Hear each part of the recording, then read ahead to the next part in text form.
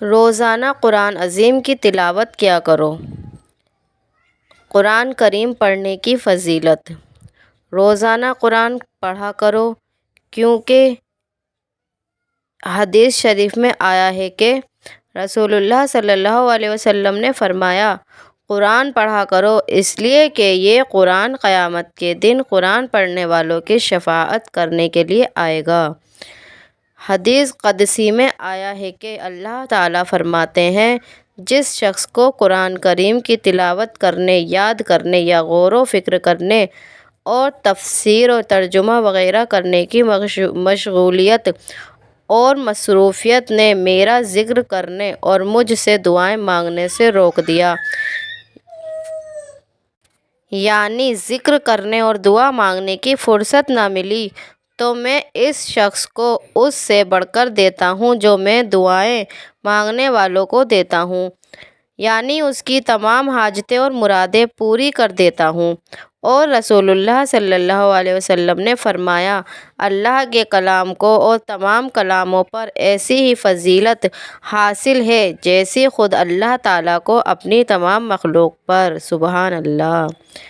ایک اور حدیث میں آیا ہے کہ رسول اللہ صلی اللہ علیہ وسلم نے فرمایا، تم قرآن کو سیکھو اور اس کا علم حاصل کرو اور اس کو پڑھو پڑھاؤ، اس لیے کہ قرآن کی مثال اس شخص کے حق میں جس نے قرآن سیکھا اور اس کا علم حاصل کیا اور اس کو پڑھا پڑھایا بھی اور اس پر عمل بھی کیا، خاص کر تہجد کی نماز میں پڑھا، ایسی ہے جیسے مشک سے بھری ہوئی ایک منہ کھلی تھیلی جس کی مہک ہر جگہ پہنچتی ہو۔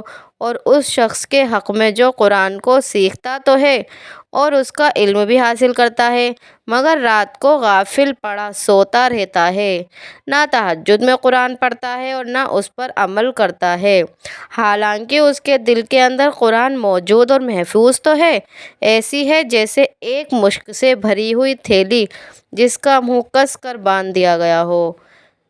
تو پیارے دوستو، میں آپ سے کہتی ہوں کہ آپ نے اگر قرآن پڑھ رکھا ہے تو کرپا کر کے، مہربانی کر کے اس کی تلاوت روز کیا کیجئے، چاہے ایک رکوع ہی کیجئے، مگر اس کی تلاوت روز کیجئے، کیونکہ یہی قرآن شریف قیامت کے دن ہمارے لیے شفاعت کا ذریعہ بنے گا۔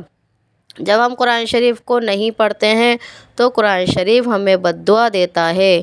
قرآن شریف کہتا ہے کہ جا اللہ کے بندے، جیسے تو نے مجھے برباد کیا، اللہ بھی تجھے ایسے ہی برباد کرے گا، نعوذ باللہ۔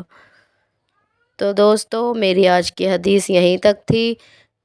آپ لوگ مہربانی کر کے کمنٹس کر دیا کیجئے، ہمیں پتہ چل جائے کہ آپ کو ہماری حدیث کیسی لگ رہی ہے، تو ہمیں آگے بھی ویڈیو بنانے کی موٹیویشن ملے گی۔ ٹھیک ہے دوستو، آج کے لیے اتنا ہی۔ السلام علیکم۔